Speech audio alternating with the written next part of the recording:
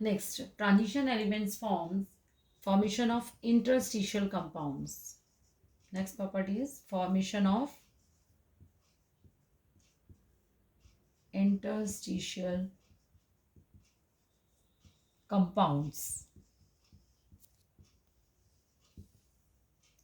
Transition element forms interstitial compounds with elements such as hydrogen, boron, carbon and nitrogen, small non-metallic elements. ठीक है, these small non-metallic elements get trapped in the vacant space like this, trapped in the vacant space of the lattice. This is a vacant space.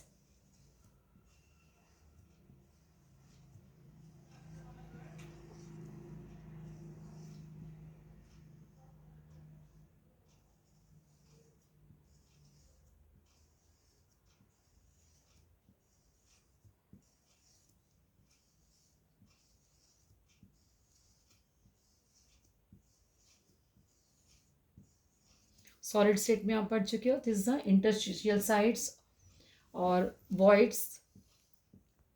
Interstitial site or space, तो small non-metallic particles are trapped between these spaces. जैसे boron, carbon हो गया, nitrogen हो गया, hydrogen हो गया. As a result of filling of these interstitial space, the transition metals becomes rigid and hard. जो transition metals हो जाती हैं, ट्रांजिशन एलिमेंट्स होते हैं, कैसे हो जाते हैं? Rigid and hard. तो why transition element form interstitial compounds? Due to structural defect. There is a voids present in these structure. ये structures में कैसे आते हैं? voids आ जाते हैं. voids मतलब बीच बीच में गैप है, जो अरेंजमेंट है. दिस इज lattice structure, जो बीच बीच में स्पेस होता है इनको, उनके बीच में जो नॉन मेटेलिक पार्टिकल्स जो ट्रैप्ड हो जाते हैं, जिससे कि स्ट्रक्चर कैसे रिजिड और हार्ड बनता है. तो due to structural defect they show variable oxidation state. These interstitial compounds have high melting and boiling point, have high melting point. Then those of pure metals, जो प्योर मेटल्स हैं उनके comparatively interstitial compounds जो होते हैं, इनके melting point high होते हैं, because जो बीच बीच में वॉइड्स या गैप था उसमें क्या आते हैं? नॉन मेटेलिक पार्टिकल्स आ जाते हैं, जिसकी वजह से स्ट्रक्चर कैसा रिजिड एंड हार्ड बन जाता है. So they have high melting point than those pure metals. Second, they are very hard. They are very hard. They are chemically inert. They are chemically inert. And they retain metallic conductivity. Metallic conductivity. तो अगर suppose आपसे question पूछते हैं कि why transition element form interstitial compounds, तो transition element forms interstitial compounds due to structure defect. यानी structure defect है. There are voids, voids हैं इनके अंदर. क्यों है? Due to variable oxidation state. Yeah, and the next property is alloy formation. Alloy formation. What are alloys? Alloys are the homogeneous solid solution. Homogeneous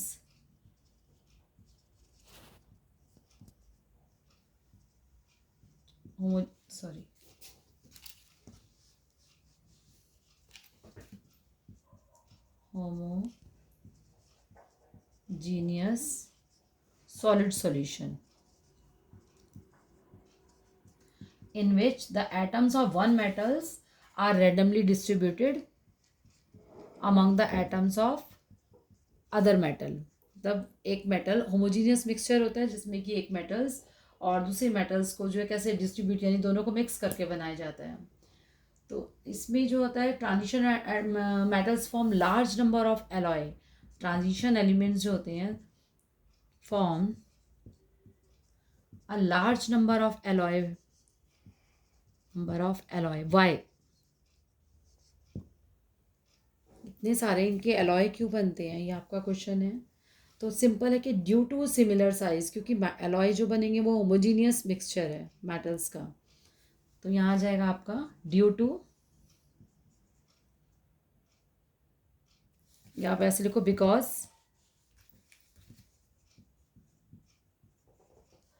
transition metals are quite similar in size, quite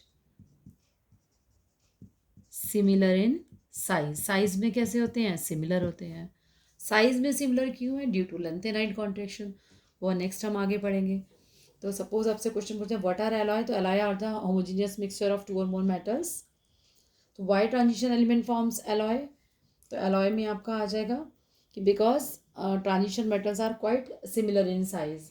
अब आपको alloy के किसी कोई example ध्यान है कि alloy कौन कौन सी आपने पढ़ी थी, ब्रॉन्ज पढ़ी हुई है,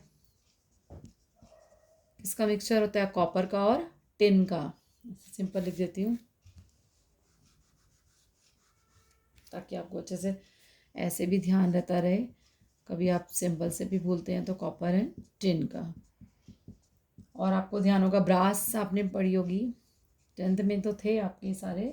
ब्रास में आपका आ जाएगा कॉपर और जिंक,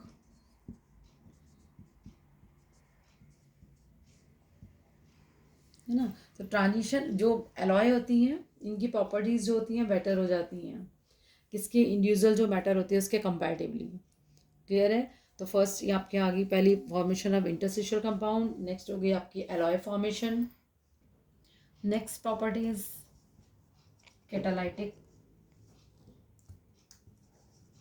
कैटालाइटिक प्रॉपर्टीज।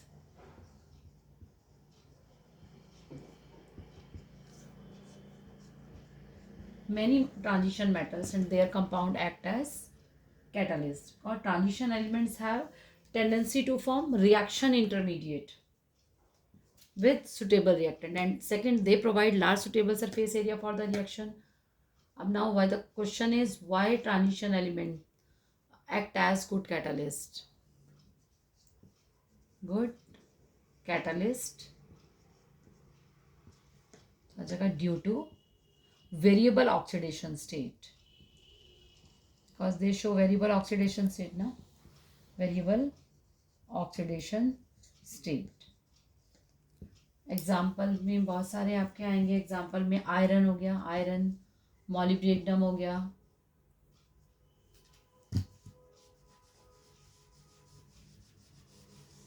अब इसमें ले लो, यस आयरन पर आ गया आपका, मॉलिब्डेनम हो गया, किस में आता है, in the synthesis of ammonia, ammonia के सिंथेसिस में, this process called Haber's process.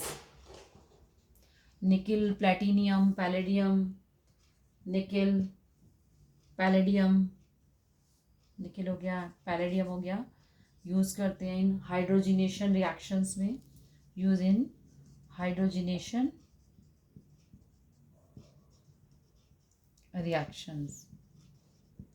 Next इसमें हो गया आपका vanadium pentoxide V2O5, use in contact process of sulphuric acid, contact process. और भी आपके बहुत सारे यूज़ होते हैं इसमें, platinum, rhodium, use in preparation of HNO3, Ostwald process, Ostwald process. तो I give the example of vanadium pentoxide का। Vanadium pentoxide act as catalyst in the process of contact process of sulphuric acid. तो during the conversion of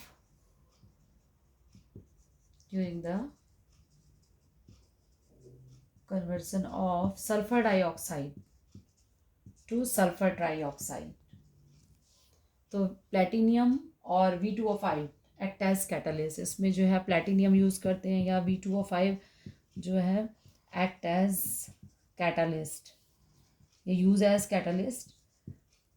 for example first step is SO2 reacts with V2O5 from SO3 and V2O4 vanadium tetraoxide. This is a vanadium pentoxide. And second step V2O4 react with oxygen to give V2O5. तो ये is the valency 5। यहाँ पर कितनी आई है इसकी oxidation state, sorry यहाँ पर कितनी हो गई थी इसकी, इसी के अकॉर्डिंग 4 शो कर रहा था। तो due to variable oxidation state transition elements act as catalyst.